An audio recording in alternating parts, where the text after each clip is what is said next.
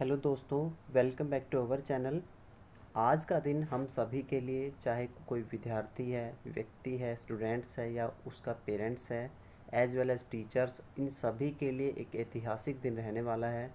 क्योंकि आज से हमारे या पूरे भारतवर्ष की जो शिक्षा नीति है उसमें बड़ा चेंजेस किया गया है, बड़ा बदलाव उसमें किया गया है।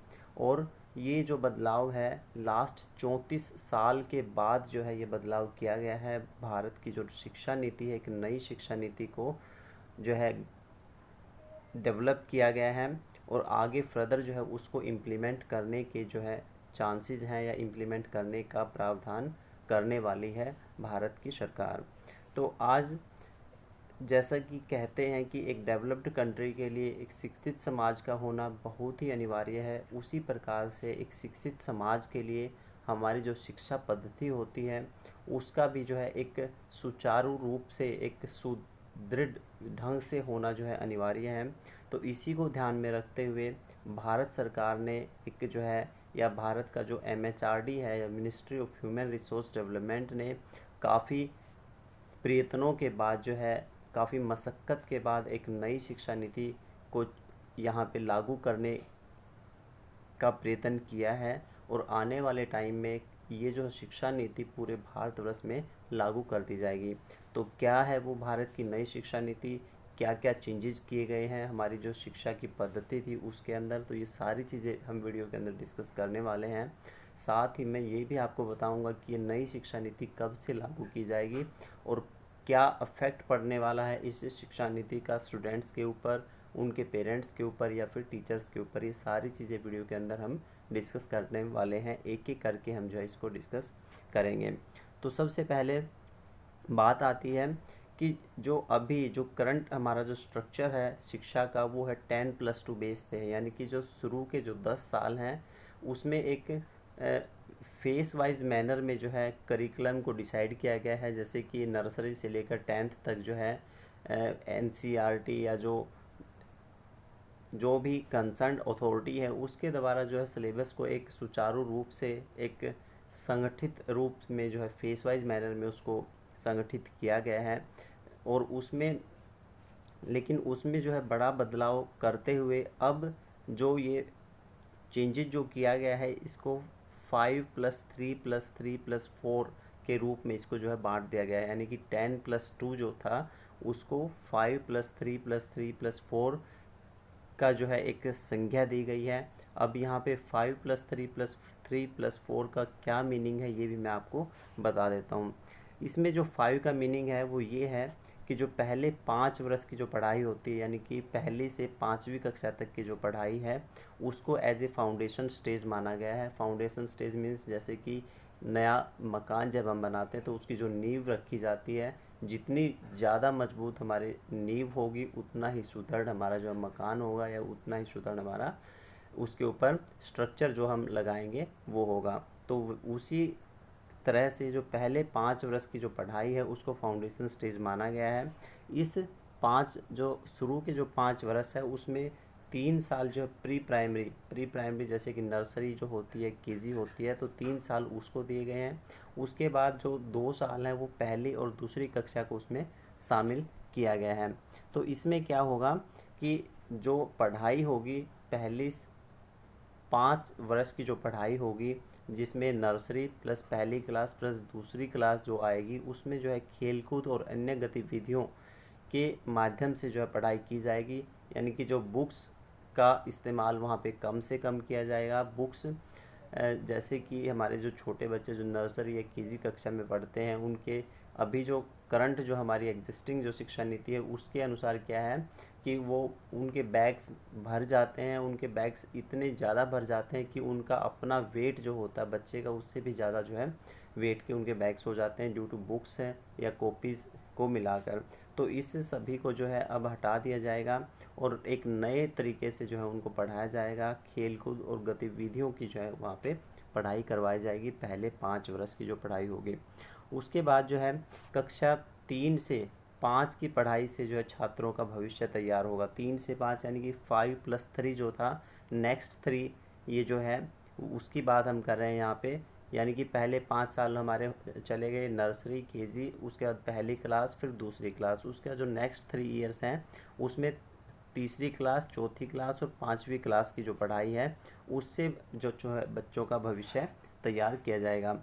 उसमें इस तरह से जो है करिकुलम को बनाया जाएगा कि इस जब तीसरी से पाँचवीं क्लास में जब बच्चा आएगा तो उसको विज्ञान, गणित, कला और सामाजिक विज्ञान जैसे विषयों का के बारे में जो है बताया जाएगा।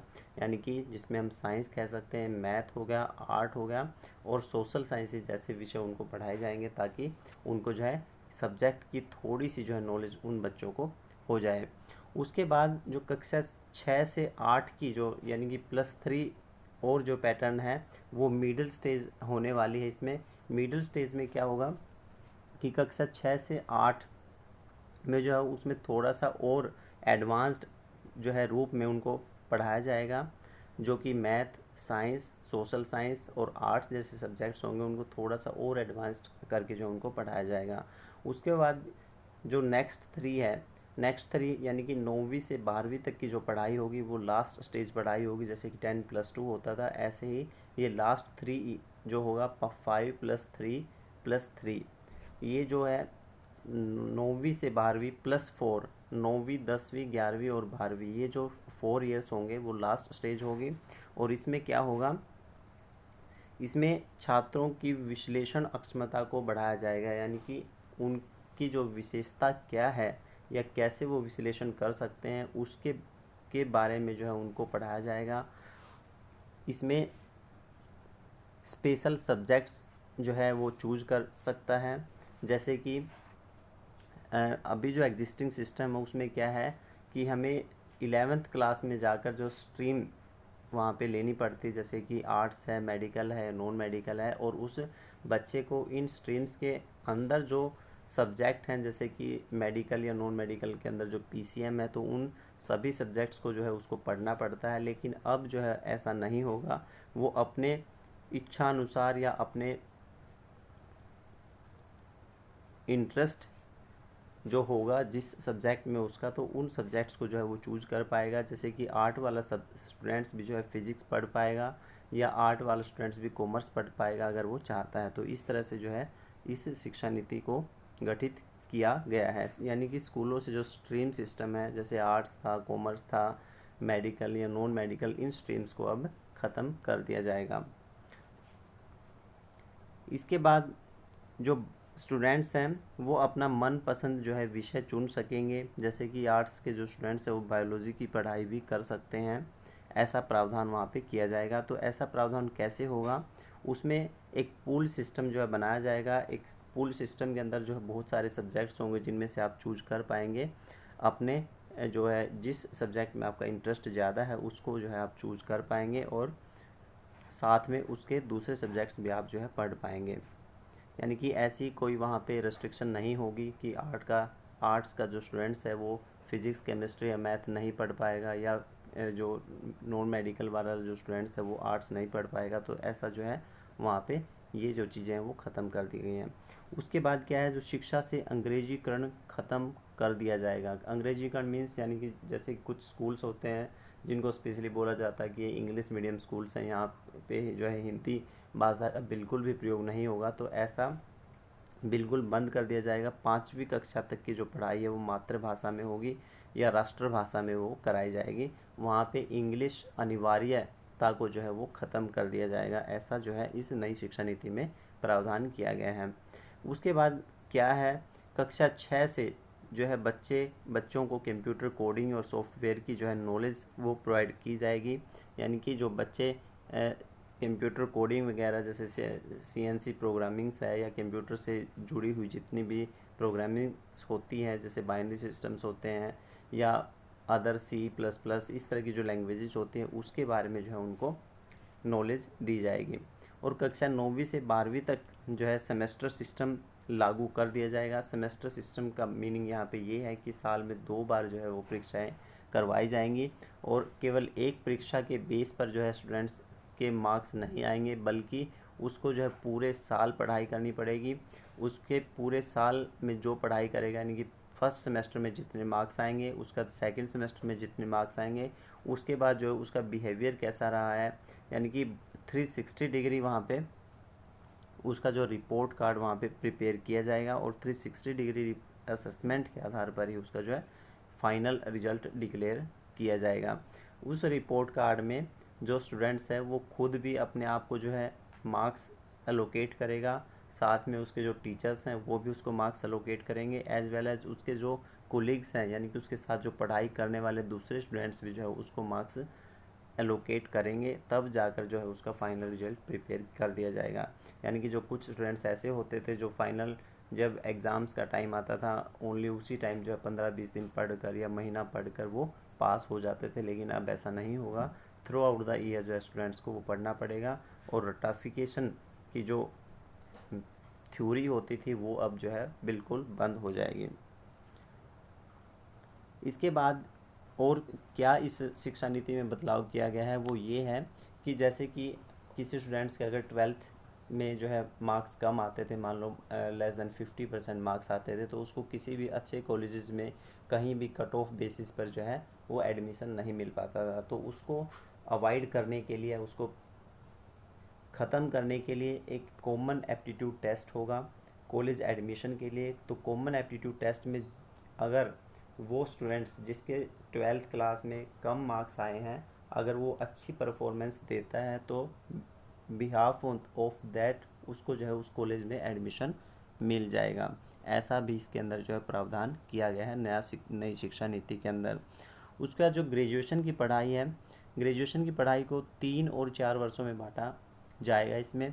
तो जो 4 वर्षों की जो पढ़ाई होगी उसमें अगर पहले साल में पढ़ाई करके अगर आप छोड़ देते हैं तो भी आपको जो सर्टिफिकेट मिलेगा। पहले क्या होता था कि अगर आपने सपोज बीए में एडमिशन ले लिया, बीए वहाँ पे 3 साल की होती थी, मान लो आपने फर्स्ट ईयर कर लिया, उसके बाद सेकेंड ईयर में आपने एडमिशन नहीं लिया या फाइनल ईयर तक आप नहीं गए, तो आपकी जो फर्स्ट ईयर की जो पढ़ाई थी वो वेस्ट हो जाती थी और आपको कोई भी सर्टिफिकेट वगैरह वो यूनिवर्सिटी से नहीं मिलता था। लेकिन अब आने वाले समय में क्या होगा कि अगर आप एक 4 ईयर्स जो है का कोर्स कर रहे हैं, कोई भी बीटेक वगैरह अगर आप कर रहे हैं, तो अगर आपने फर्स्ट ईयर में आपने जो है एग्ज़ाम्स दे दिए, तो फर्स्ट ईयर के बाद आपने छोड़ दिया है कॉलेज को या यूनिवर्सिटी को, तो भी आपको जो है सर्टिफिकेट्स दिया जाएगा।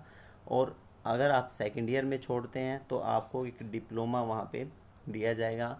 अगर आप थर्ड ईयर में छोड़ते हैं तो आपको बैचलर डिग्री मिलेगी, और अगर आप फोर्थ ईयर के बाद छोड़ते हैं यानी कि पूरा कंप्लीट होने के बाद छोड़ते हैं तो आपको रिसर्च के साथ जो है डिग्री वहाँ पे दी जाएगी। तो ऐसा भी इस नई शिक्षा नीति के अंदर प्रावधान किया गया है। इसके बाद जो है कॉलेज के छात्र भी स्कूलों की तरह, जैसे स्कूल में स्ट्रीम सिस्टम ख़त्म हो जाएगा वैसे ही कॉलेजों में भी स्ट्रीम सिस्टम वहाँ पे नहीं रहेगा, और कॉलेज के स्टूडेंट्स भी अलग अलग सब्जेक्ट्स का जो है चूज कर सकते हैं रेदर देन देयर एक इंडिविजुअल स्ट्रीम। जैसे कि आर्ट्स के स्टूडेंट्स जो है फिज़िक्स, केमिस्ट्री या फिर बायोलॉजी वगैरह पढ़ सकते हैं इवन इन कॉलेज क्लासेस में भी, ठीक है। तो ये जो है नई शिक्षा नीति के नियम रहने वाले हैं, और इस नियम को या इस व्यवस्था को क्या कहते हैं, मल्टी एंट्री या मल्टी एग्जिट वाली व्यवस्था होगी। Multi entry means multiple subjects आप चूज कर सकते हैं, और मल्टी एग्जिट वाली ये व्यवस्था, इसको जो है नाम दिया गया है। इसके बाद जो है अभिभावकों के लिए, विद्यार्थियों के लिए और पेरेंट्स के लिए भी एक गुड न्यूज़ है इस नई शिक्षा नीति में, क्योंकि जितने भी पेरेंट्स होते हैं या स्टूडेंट्स होते हैं वो फ़ीस को लेकर काफ़ी चिंतित होते हैं। इवन इन प्राइवेट कॉलेजेस या प्राइवेट स्कूल्स बहुत सारे ऐसे होते हैं जहाँ पे बहुत ज़्यादा फ़ीस वहाँ पे पेरेंट्स से ली जाती है या वसूली जाती है। तो उस केस में क्या होगा कि वहाँ पे फ़ीस को जो है एक निर्धारित सीमा वहाँ पे होगी सभी स्कूलों के लिए, सभी कॉलेजेस के लिए, चाहे वो प्राइवेट है या फिर गवर्नमेंट है।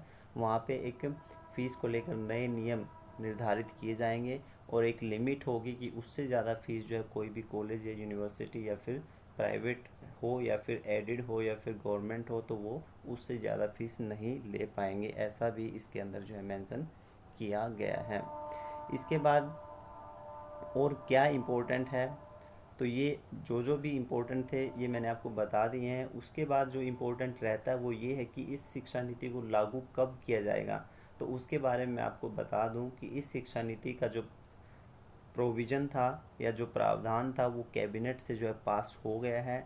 अब इसको जो है एज ए बिल के रूप में जो है संसद में पेश किया जाएगा, और इस जब संसद में इसको पास अगर ये हो जाता है तो फिर जो है इसको एज ए कानून के रूप में जो है स्वीकार कर लिया जाएगा, और सभी राज्य सरकारें भी जो है अपने अपने राज्यों में इस कानून को लागू कर देंगी। तो इस जो बिल का जो नाम है वो नेशनल हायर एजुकेशन बिल के नाम से इसको जो है नाम दिया गया है, national higher education bill. Cabinet से जो है ये अप्रूव हो चुका है।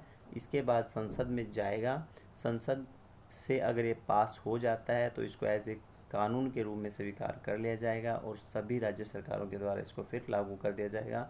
तो एक्सपेक्टेड जो टाइम है इसको एज ए लागू करने में, इम्प्लीमेंट करने में जो टाइम, टेंटेटिव जो टाइम लगने वाला है, उससे ऐसा प्रतीत होता है कि जो 2021-22 का जो एकेडमिक सेशन होगा तो उसमें ये नई शिक्षा नीति जो है ओब्वियसली या फाइनली जो है इसको लागू कर दिया जाएगा, ऐसा सभी लोगों का मानना है। तो ये बेसिक डिटेल्स थी नई शिक्षा नीति के बारे में।